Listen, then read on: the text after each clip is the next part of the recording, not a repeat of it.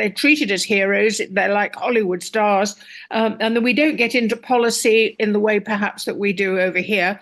So I think it's hard to move out these aging gentlemen and get young blood with new ideas, because there's no automatic platform for that to reach through to the public. In a matter of hours in America, Super Tuesday will be upon us. It's one of the busiest days in the presidential race in the US. Usually it's an absolutely critical moment that really cements who are the most likely contenders. There's rises and falls, there's ducking and diving, but not this year, actually. Biden and Trump seem unstoppable. So how can it be that in a country of 331 million people with a seemingly endless supply of creative talent and entrepreneurial genius, the choice has shrunk to two men with questions about their cognitive ability, Trump and Biden? William Hague, it is Trump and Biden, it feels like, is going to be cemented today. Do you think there's something wrong in the system that they're the two choices for such an important democracy as the United States of America? Yes, I think there's something very wrong in the system. I think it's dismal. And both parties, there's abundant evidence from supporters of both parties and across the American public, polls of the American public, that they wish this wasn't the choice, that they would like to be able to move on to new candidates. But they've got a system where money and name recognition really counts for almost everything.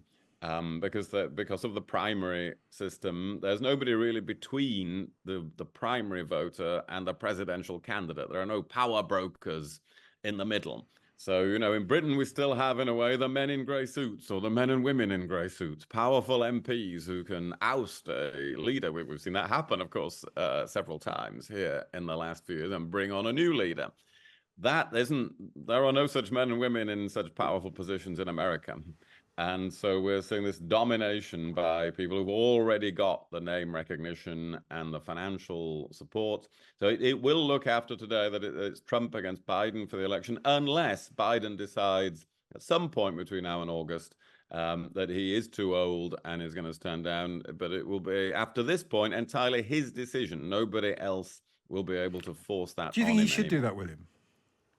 Yes, I do think he should do that, because you know, he clearly is slowing down a bit, and it's very important for the world, in my view, that Donald Trump is defeated, and there would be a better chance of that with a new candidate on the Democrat side. It would depend a bit on who that candidate was, of course, so it would be a gamble. But nevertheless, that would be a better chance for the Democrats to win. Joan, are you sanguine about another Trump presidency? Do you think he is? Do you think he has a march on the White House? I think he marshals money, flamboyance, publicity, the sort of things that attract headlines, coverage in the media, and the public respond to that. I think American politics is very facile in the way it publicizes its heroes. They're treated as heroes. They're like Hollywood stars. And then we don't get into policy in the way perhaps that we do over here. So I think it's hard to move out these aging gentlemen and get young blood with new ideas, because there's no automatic platform for that to reach through to the public. Are you surprised Biden doesn't get more credit for what you know? The American economy is fairly solid, and yet if you look at the polls, he doesn't seem to get an awful lot of credit for it. Well, I'm not concerned with who gets credit for what. I think we have to look forward to know what we want. I think we can worry about the past when the history books get written. Let's look forward now to what needs to be done, especially on the foreign affairs front. I think that needs a lot of attention, and not glub assumptions of loyalty to this country or that.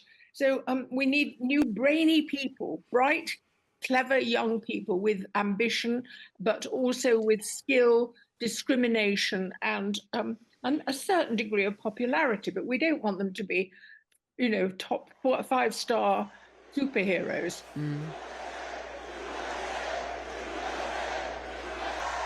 Tomorrow you will cast one of the most important votes of your entire life. And honestly, we're not very worried about tomorrow. We want to aim toward a time called November 5th. That's what we need, November 5th.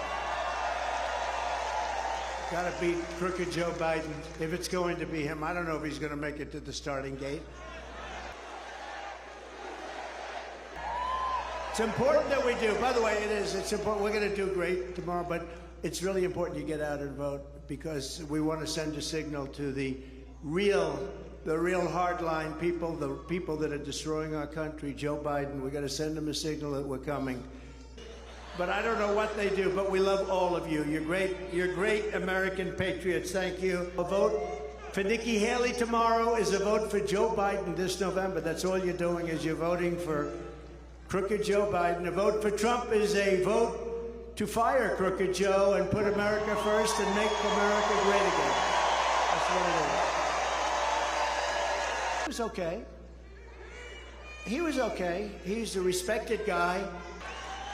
And they indicted me on bullshit. It's all bullshit.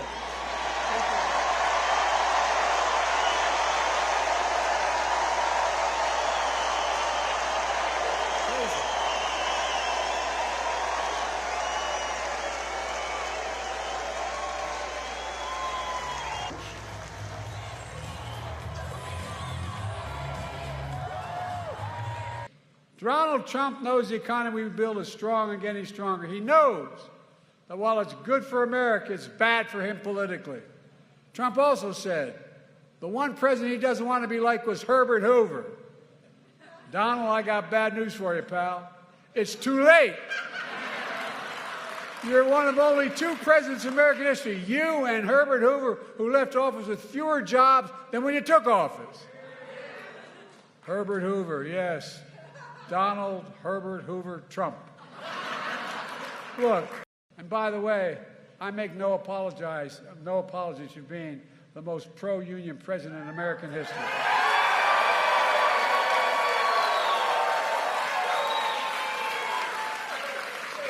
I say one more thing. I also said that I asked the Treasury Department to do a study with raising the wages of union members, which I fought like hell to have happen. It's happening.